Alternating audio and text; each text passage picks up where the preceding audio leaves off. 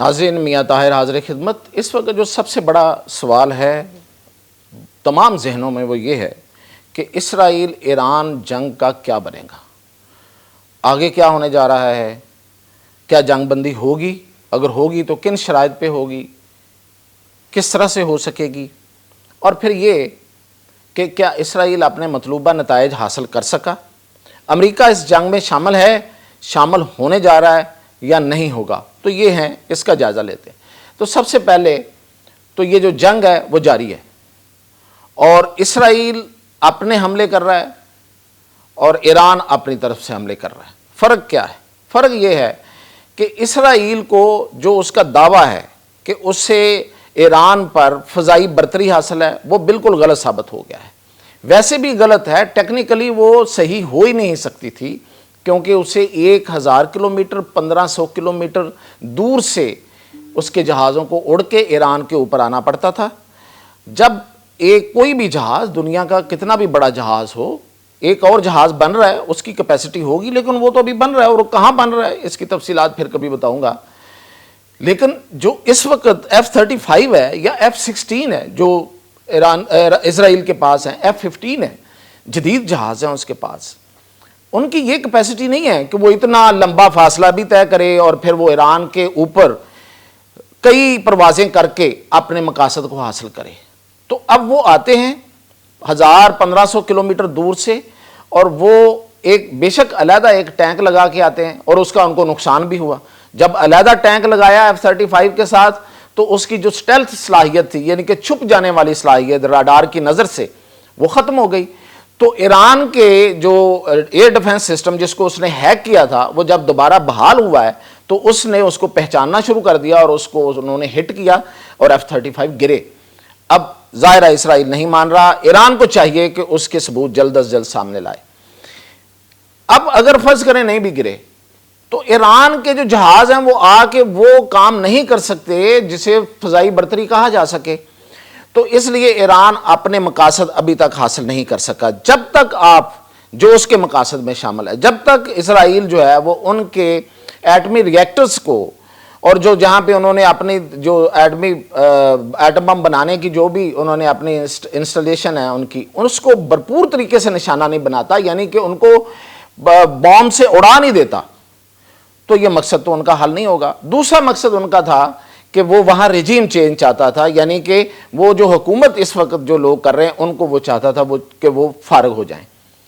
اب ایک معاملے میں تو کسی حد تک اس نے ایڈوانسمنٹ کی ہے، مثلا اس نے جو اندر جو جاسوسی کا نیٹ ورک ایک عرصے سے بنا رکھا تھا، اس کے ذریعے اس نے قیادت کو ایلیمنیٹ کیا ہے۔ لیکن یہ دیکھیں کہ ان کے ایک وہ حاجی زادہ تھے، انہوں نے اپنے ایک انٹرویو میں کہا تھا کہ ہم نے اپنا سب کچھ اگلی نسل کو منتقل کر دیا ہے۔ تو وہ ان کی جو ایران کی جو کیپیسٹی ہے حملہ کرنے کی اور مڑ کے حملہ کرنے کی، اس میں کوئی کمی نہیں آئی ان کی۔ بے شک انہوں نے آج بھی 2 شہید کر دیے انہوں نے، پاسداران انقلاب کے چیف اور ڈپٹی چیف، لیکن اس میں کوئی کمی نہیں آئی۔ نہ ہی ان کا کوئی جو ایٹمی ری ایکٹر ہے وہ تباہ ہو سکا ہے، فردو ہے یا ایرک ہے، اس کو کوئی نقصان نہیں۔ نیتنز میں جو ہے وہ کہتے ہیں اس کو ہم نے نقصان پہنچایا ہے، لیکن وہ بھی کوئی ابھی تک ثابت نہیں ہوا۔ یعنی کہ جو سیٹلائٹ کی تصویریں ہیں جو ظاہر امریکہ کو سب سے پہلے سامنے لانی چاہیے، وہ تو اس کا مائی باپ ہے اسرائیل کا، تو وہ جو اب تک لا سکے ہیں اس میں بھی کوئی نقصان نہیں ہوا۔ تو ایران کو جو اصل میں وہ نقصان پہنچانا چاہتے تھے، نہ تو رجیم چینج ہوئی، ٹھیک ہے وہاں پہ ایک کیوس ہے، لوگوں میں پریشانی ہے، اور جو باقی جو گروپس ہیں وہاں پہ، مثلا وہاں پہ جو بلوچ بیٹھے ہوئے ہیں، انسرجنٹس ہیں، یا جو کوئی کمیونسٹ لوگ بیٹھے ہوئے ہیں، وہ کوئی ایک دوسرے کو پریس ریلیزیں جاری کر کے ایک دوسرے کو حوصلہ دے رہے ہیں کہ چلیں اب ہم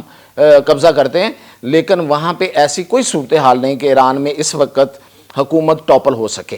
ایک بات۔ دوسرا میں نے بتا دیا کہ ان کے جو فیسلٹیز ہیں ان کو بھی کوئی نقصان نہیں پہنچ سکا۔ اس لیے ٹرمپ کی جو کالیں اور ادھر سے کالز آئیں، اور ادھر سے پھر انہوں نے شہزادہ محمد بن سلمان کو بھی لیا اور باقی لوگوں کو بھی اس میں انہوں نے شامل کیا، رشیا کو کیا۔ تو یہ بیسیکلی کوشش تھی کہ ایران جو ہے وہ ون سائیڈڈلی معافی مانگے اور مذاکرات پہ آ جائے۔ ایران اس پہ نہیں آیا، تو اب انہوں نے دوبارہ سے ایک اب میں آپ کو بتاتا ہوں کہ اب کیا کر رہا ہے امریکہ نے اب دوبارہ سے ڈرانے کے لیے وہاں سے اس نے KC-135 یعنی کہ آئل ٹینکر جو اڑ رہے ہیں، ہوا میں اڑتے ہیں،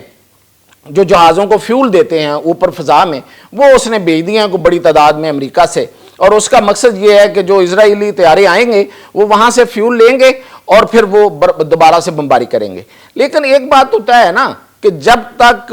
وہ بوم استعمال نہیں ہوتے جو ان بنائے ہوئے ری ایکٹرز کو تباہ کر سکیں، ظاہر ہے ایران کو پتا تھا یہ سب کچھ کہ یہ ہو سکتا ہے، تو انہوں نے اپنے جو ری ایکٹرز ہیں وہ بڑے محفوظ مقامات پر بڑے اوپر سخت کنکریٹ ڈال کے 90 اور 100 میٹر کچھ لوگ کہتے ہیں کہ کنکریٹ اوپر ہے، اور کچھ وہ غاروں کے اندر اور پہاڑوں کے اندر انہوں نے بنائے ہوئے ہیں، تو اس کو جا کے اکھاڑنا یہ B-2 اور B-52 کے علاوہ کسی کے بس کی بات نہیں ہے۔ یہ بھی نہیں کہا جا سکتا کہ وہ مکمل طور پہ کر لیں گے۔ ان کے بارے میں یہ کہا جاتا ہے کہ انہوں نے کیا تھا، مثلا کہا جاتا ہے کہ تورا بورا میں افغانستان میں جب اسامہ بن لادن کے خلاف آپریشن، القاعدہ کے خلاف آپریشن ہو رہا تھا، تو وہاں انہوں نے وہ بم مارے تھے۔ اب وہ تو ایک پہاڑی سلسلہ ہے، وہاں انہوں نے بم مار کے کیا کر لیا تھا کسی کو کوئی پتہ نہیں، اس وقت نہ کوئی تصویریں بنتی تھی نہ یہ اپنے امیج جاری کرتے تھے۔ اب بھی اگر فرض کریں یہ B-2 اور B-52 لے بھی آتے ہیں تو کون کہے گا کہ بھئی واقعی انہوں نے تباہ کر دیے ہیں، تو بعد میں پتہ چلے گا۔ تو یہ جو ان کی اس وقت کی پریشانی ہے، میں یہ بتا رہا ہوں، یہ پریشانی ایران میں تو ہے ہی ہے، اسرائیل میں بھی ہے، لیکن سب سے بڑی پریشانی جو ہے وہ اس وقت امریکہ اور اس کے اتحادیوں میں ہے کہ وہ مقاصد حاصل نہیں کر سکے۔ تو اس لیے اب اگر مذاکرات ہوتے ہیں تو ایران برابر کی جگہ سطح پہ بیٹھ کے ان سے مذاکرات کرے گا۔ اور دوسری بات یہ کہ باقی جو رہ گیا کہ اس ایران کی جو یہ جنگ ہے، اس کے بعد اب مزید میں آپ کو بتاؤں کہ جو ایران کی صلاحیت ہے